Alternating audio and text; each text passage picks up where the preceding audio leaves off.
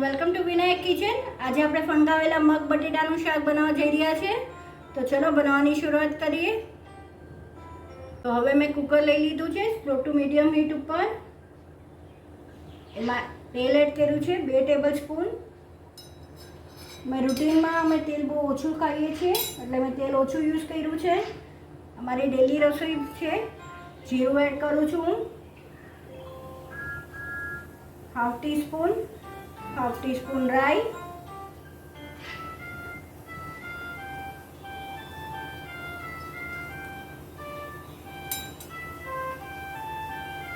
तो राई जीરું फूटवा માંડ્યા છે। આપણે 2 લાલ સૂકા મરચાં એડ કરશું।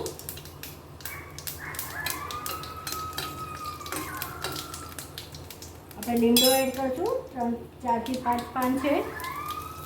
લસણ છે એડ કરશું, 1 ટીસ્પૂન લીધું છે। મારા હાફ કપ ફણગાવેલા મગ છે, સાથે મેં એક બટેટું લીધું છે।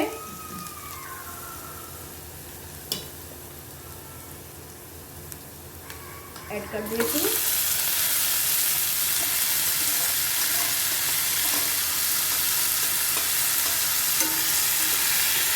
મારી હિંગ રહી ગઈ હતી, હિંગ એડ કરું છું।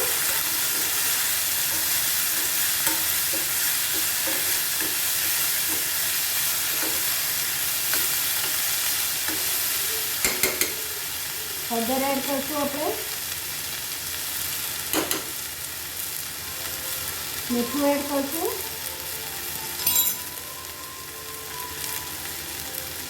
According to the taste. Mix कर લઈએ પ્રોપરલી। આ 2 જણાની રસોઈ છે, સાથે આપણે હવે મરચું એડ કરશું। લીલું ઓપ્શનલ છે। 1 ટીસ્પૂન મરચું, 1 टीस्पून धाणा जीરું, ફરીથી આપણે મિક્સ કરી લઈશું। તેલ રૂટીન લાઈફમાં તો આમ જોવા જઈએ તો વેજીટેબલને કોટ થાય એટલું જ ખાવું જોઈએ। ટમેટું એડ કરશું, એક મોટું ટમેટું લીધું છે મેં।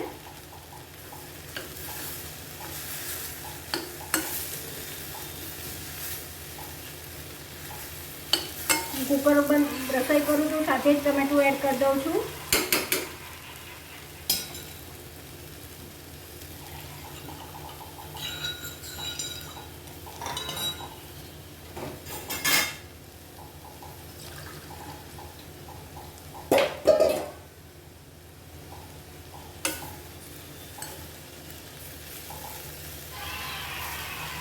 હવે આમાં આપણે 1 ગ્લાસ પાણી એડ કરશું।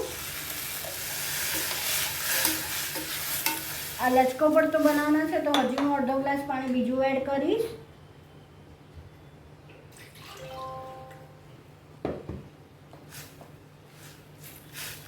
તમે જોઈ શકો છો આપણે બરાબર સોતરું છે તો પાણી તેલ ઉપર દેખાય છે, માપમાં છે તેલ એકદમ। તો બસ હવે આ સમયે આપણે લીડ કવર કરી અને 2 વિસલ વાગવા દેશું।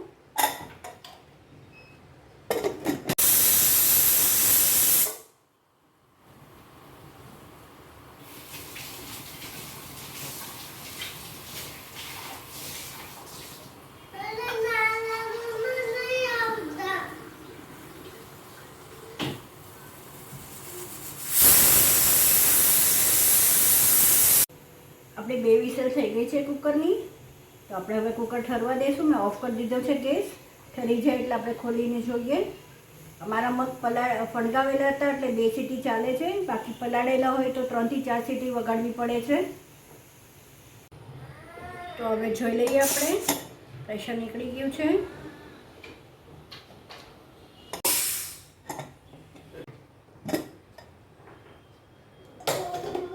શાક સરસ થઈ ગયું છે। આપણે આમાં અડધું લીંબુ એડ કરી દઈશું અત્યારના આ સમયે। ટોટલી ઓપ્શનલ છે। ખાંડ બી એડ કરવી હોય તો તમે 1 ટીસ્પૂન એડ કરી શકો છો। મિક્સ કરી દઈએ અને સાથે સર્વ બી કરી દઈએ। તો રેડી છે મારું હેલ્ધી એવું મગ બટેટાનું ફણગાવેલું શાક। આઈ વિશ તમને મારી આ રેસીપી ગમી હશે। જો ગમી હોય તો લાઈક શેર સબસ્ક્રાઈબ કરવા ન ભૂલશો। હંમેશા સર્વ કરતાં પહેલાં એકવાર ટેસ્ટ કરી લેજો, કેમ કે બધાના ટેસ્ટ અલગ હોય છે. મસાલા તમે પ્લસ માઇનસ કરી શકો છો. તો હવે આપણે મળશું નેક્સ્ટ રેસીપીમાં. Till then bye, take care.